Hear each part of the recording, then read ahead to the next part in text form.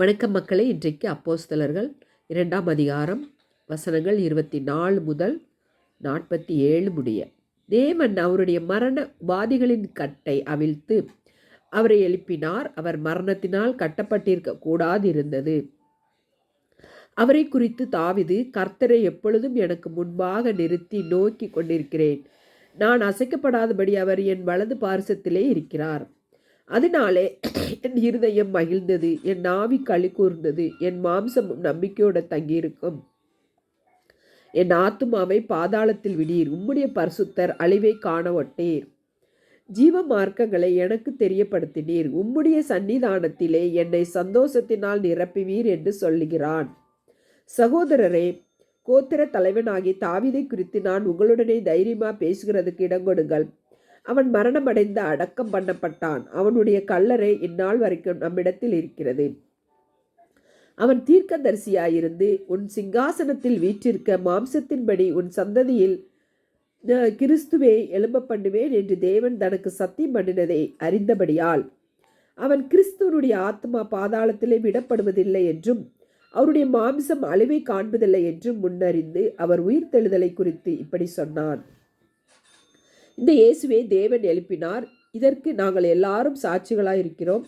அவர் தேவனுடைய வலக்கரத்தினாலே உயர்த்தப்பட்டு பிதா அருளிய வாக்குத்தத்தத்தின்படி பரிசுத்த ஆவியை பெற்று நீங்கள் இப்பொழுது காண்கிறதும் கேட்கிறதுமாகி இதை பொழிந்தருளினார். தாவீது பரலோகத்திற்கு எழுந்து போகவில்லையே. நான் உம்முடைய சத்துருக்களை உமக்கு பாதபடியாக்கி போடும் வரைக்கும் நீர் என் வலது பாரிசத்தில் உட்காரும் என்று கர்த்தர் என் ஆண்டவருடனே சொன்னார் என்று அவனே சொல்லியிருக்கிறான். ஆகையால் நீங்கள் சிலுவையில் அறைந்த இந்த இயேசுவே தேவன் ஆண்டவரும் கிறிஸ்துவமாக்கினார் என்று இஸ்ரவேல் குடும்பத்தார் யாவரும் நிச்சயமாய் அறிய கடவர்கள் என்றான்.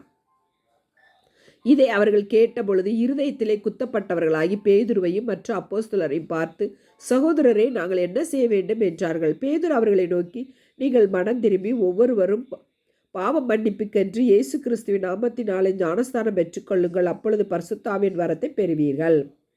வாக்குத்தத்தமானது உங்களுக்கும் உங்கள் பிள்ளைகளுக்கும் நம்முடைய தேவனாகிய கர்த்தர் வரவழைக்கும் தூரத்தில் உள்ள யாவருக்கும் உண்டாயிருக்கிறது என்று சொல்லி இன்னும் அநேக வார்த்தைகளாலும் சாட்சி கூறி மாறுபாடுள்ள இந்த சந்ததியை விட்டு விலகி உங்களை ரட்சித்துக் கொள்ளுங்கள் என்று புத்தி சொன்னான். அவருடைய வார்த்தையை சந்தோஷமாய் ஏற்றுக்கொண்டவர்கள் ஞானஸ்தானம் பெற்றார்கள். அன்றைய தினம் ஏறக்குறைய 3000 பேர் சேர்த்து கொள்ளப்பட்டார்கள். அவர்கள் அப்போஸ்தலருடைய உபதேசத்திலும் அந்நியோன்யத்திலும் அப்பம் பிட்குதலிலும் ஜெபம் பண்ணுதலிலும் உறுதியாய் தரித்திருந்தார்கள். எல்லாருக்கும் பயம் உண்டாயிற்று. அப்போஸ்தலர்களாலே அநேக அற்புதங்களும் அடையாளங்களும் செய்யப்பட்டது. விசுவாசிகள் எல்லாரும் ஒருமித்திருந்து சகலத்தையும் பொதுவாய் வைத்து அனுபவித்தார்கள். காணி ஆட்சிகளையும் ஆஸ்திகளையும் விற்று ஒவ்வொருவனுக்கும் தேவையானதற்கு தக்கதாக அவைகளில் எல்லாருக்கும் பகிர்ந்து கொடுத்தார்கள். அவர்கள் ஒருமனப்பட்டவர்களாய் தேவாலயத்திலே அனுதினமும் தரித்திருந்து வீடுகள் தோறும் அப்பம் விட்டு மகிழ்ச்சியோடும் கபடமில்லாத இருதயத்தோடும் போஜனம் பண்ணி தேவனை துதித்து ஜனங்கள் எல்லாரிடத்திலும் தயவு பெற்றிருந்தார்கள். ரட்சிக்கப்படுகிறவர்களை கர்த்தர் அனுதினமும் சபையிலே சேர்த்து கொண்டு வந்தார். ஆமென். மக்களே, வீடியோ பிடிச்சிருந்தா லைக் பண்ணுங்கள், ஷேர் பண்ணுங்கள், சப்ஸ்கிரைப் பண்ணுங்கள். தேங்க்யூ.